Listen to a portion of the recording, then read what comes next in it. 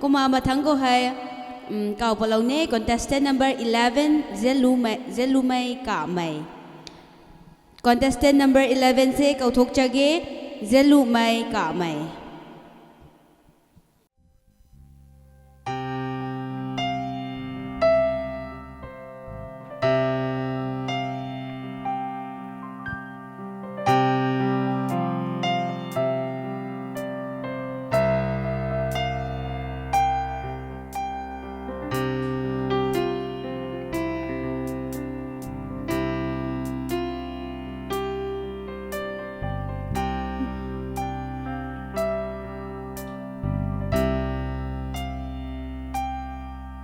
Nang tong mit na tay ta ngui tho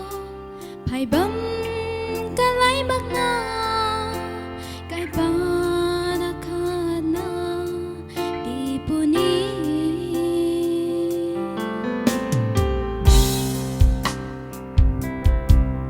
nang tong mit na tay ta ngui tho phai bấm ka lai bak na kai pa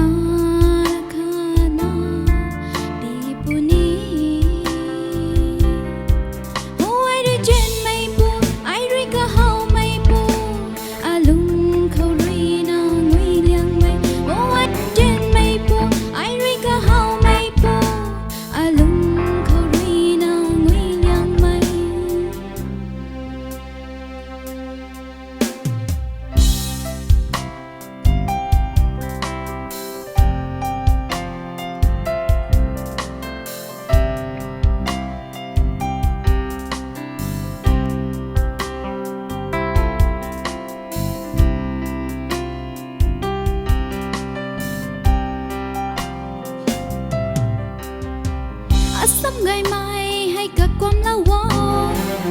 cho cùng hai thì hô đi thế Asam ngày mai hay cả quam la wo cho cùng hai thì hô đi thế rim rim na giao quang cái ba ka na ti puni ni rim rim na giao quang cái ba ka na ti puni why we in Chui mây pu a pati khang a lung rui ngui liang mây, oh ai rui in diện